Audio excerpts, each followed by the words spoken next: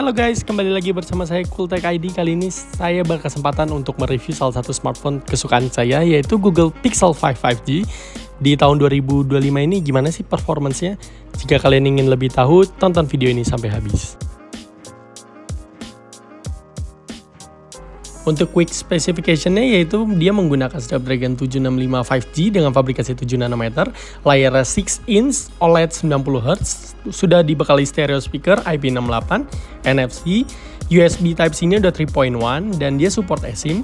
Ada wireless charging juga walaupun hanya 12 watt.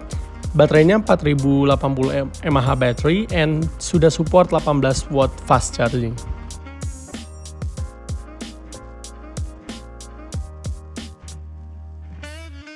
Ya, sekarang kita pindah ke displaynya dengan desain yang cukup lawas, yaitu desain punch hole ini. Menurut gue ya, untuk display ini cukup bright, warnanya cukup dalam dan cukup tajam ya. Dan ini gue udah gerakin dari beberapa jenis angle, layarnya tetap enak dilihat. Jadi menurut gue layarnya no complaint, ini bagus banget.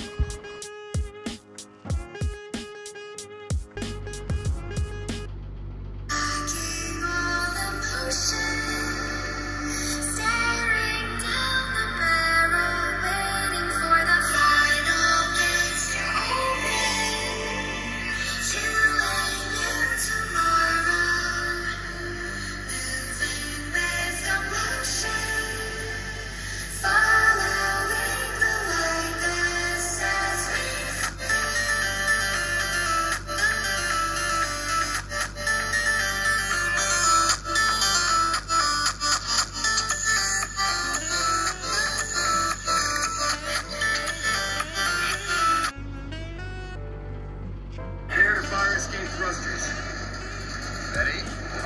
Ready? Ready. Main engine ignition in 3, 2, 1, mark.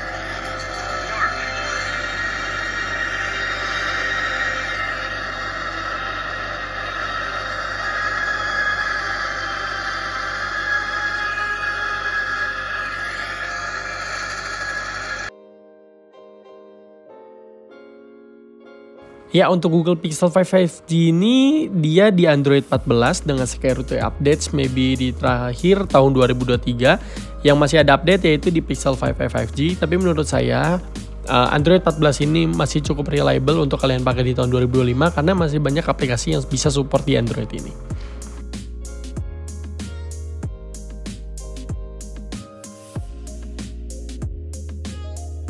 Ya, untuk konfigurasi dari SIM card di HP ini yaitu adalah nano SIM. Tetapi jika kalian ingin dual SIM, HP ini support eSIM.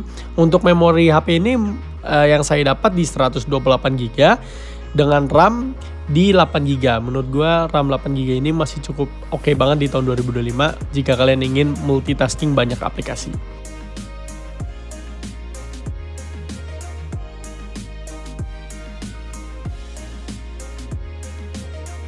Ya, untuk biometrik dari Google Pixel 5 5G ini dilengkapi dengan fingerprint yang masih konvensional di belakang, tapi untuk secara speed menurut gue udah cukup bagus.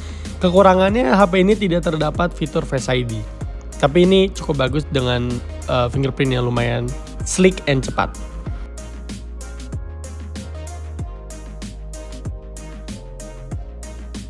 Sekarang kita pindah ke fitur yang harus pasti ada di tahun 2025, yaitu adalah NFC support. Karena ini ngebantu banget di kehidupan sehari-hari. Apalagi untuk saya yang mobility-nya kebanyakan menggunakan transportasi umum. Jadi ya ini bisa buat isi e-money dan cek saldo e-money.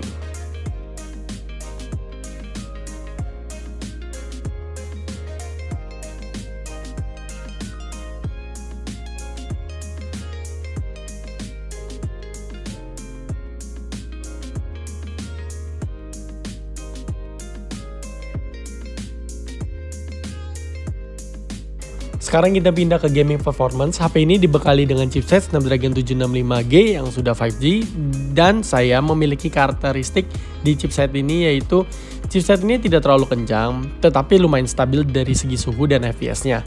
Dan chipset ini sudah mendukung game-game kompetitif layaknya Mobile Legends di 90 fps, yang dimana itu adalah salah satu fitur tambahan yang lumayan ngebantu lah untuk di game kompetitif. Dan untuk segi average FPS-nya Mungkin di sekitar 70 sampai 90. Kalau misalnya rame mungkin bisa drop sekitar 50-an lah.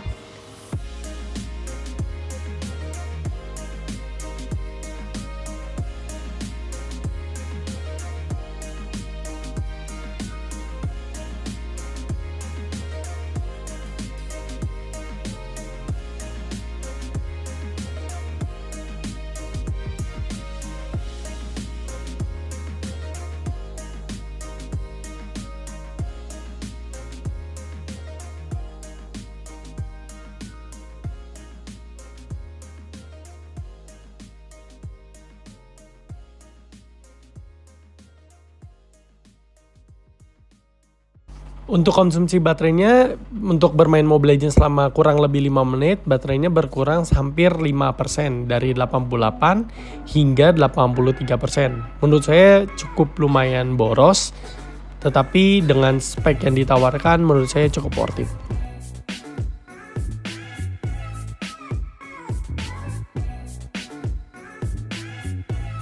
Ya, untuk setup dual kameranya yaitu main kameranya 12,2 megapiksel dengan f1.7 dengan focal length 27 mm dan lensa ultrawide-nya 16 megapiksel f2.2.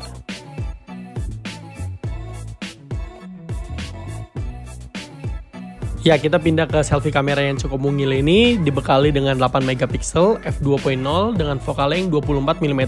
Ini salah satu selfie kamera yang cukup wide ya di HP ini.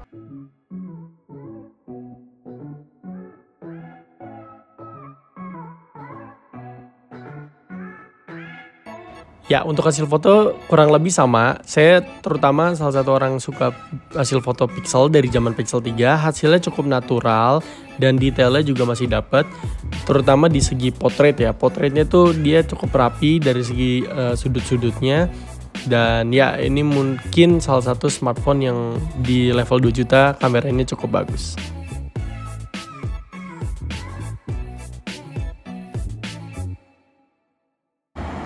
Oke, ini adalah hasil video dari Pixel 5G di tahun 2025. Nah, ini untuk dynamic range, dia masih bisa nangkap dengan baik, tapi ya untuk detail sih sebenarnya kalau Pixel gue kurang yakin ya. Tapi kalau misalnya foto, Pixel masih no debat lah. Ini untuk main kamera kebetulan. Ini di 1080p 60 fps ya. Ini kita pindah ke lensa telefoto. Kita coba pindah ke lensa ultrawide karena kalau di 1080p ini dia bisa pindah ke 3 lensanya ya.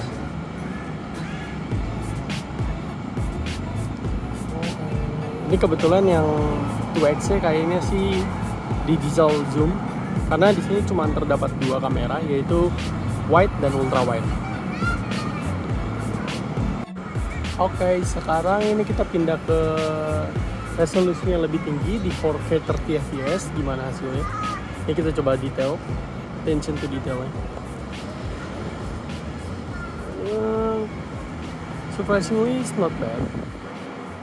Kita coba pindah ke lensa telefoto.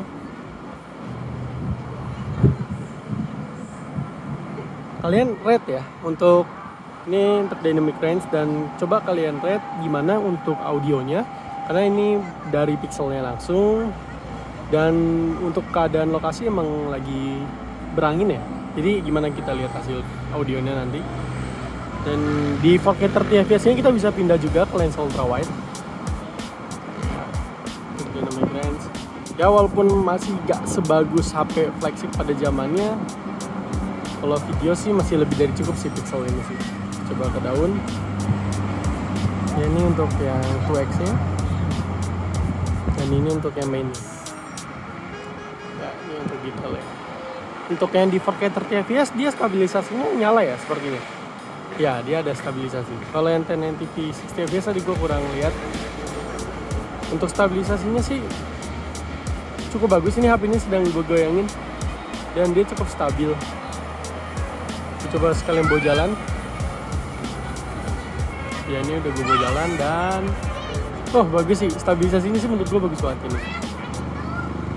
Alright, this is for the range.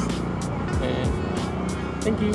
Oke, kita pindah ke lensa depan. Ternyata di lensa depannya dia cuma bisa di 1080p, maybe 30 fps. Ini salah satu deal breaker sih. gue baru tahu. Dan ini untuk kita untuk menghadap saya begini. Dan di sini ada pilihan 1.4, maybe digital zoom juga. Sebenarnya rada tidak berguna sih, tapi ya. Gue coba untuk membelakangi cahaya. Ya, seperti ini untuk membelakangi cahaya. Dan range-nya seperti ini. Kita coba pelangi. Ya, kurang lebih seperti itu untuk dynamic range-nya. Dan menurut gue ya, untuk di harga sekarang yang 2 juta, ini udah lebih dari cukup dan bisa di dalam kategori yang cukup baik lah untuk di harga 2 jutaan. Dan untuk suara gimana? Apakah bagus? Gue sih untuk di kelasnya ya Pixel ya, mirip kayak Samsung tuh. Untuk audionya, audio quality-nya jadi cukup bagus. Mungkin masih di bawah iPhone jauh. Thank you. Ya, kebetulan gue ini ngambil yang versi Jepang, jadi dia suaranya, kameranya gak bisa di silent. Ya, dia ada suara shutternya. Gue nggak tahu ini versi global kayak begini, tapi ya maybe ini bisa jadi versi Jepang ya. Jadi ya selain ke iPhone versi Jepang juga nggak bisa di shutternya, nggak bisa dimatiin. Jadi kalau gue saran sih, kalau kalian mau ngambil, maybe ambil yang versi global or versi resminya Indonesia. Ya, sekarang kita pindah ke kesimpulan dari Google Pixel 5 5G ini di tahun 2025. Menurut gua, HP ini masih cukup reliable untuk kalian pakai untuk jadi secondary phone, or kalian yang ingin jadikan HP ini untuk jadi daily driver.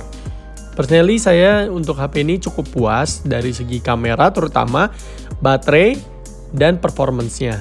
Bagaimana menurut kalian? Apakah kalian ingin menjadikan HP ini sebagai daily driver, apa menjadi secondary phone? Ya, mungkin segitu dulu saja review dari Google Pixel 5 5G ini di tahun 2025. Jika kalian ingin tahu HP-HP apa yang masih bagus di tahun sekarang, kalian bisa subscribe channel ini dan tonton semua videonya. Ya, bye-bye. Thank you guys.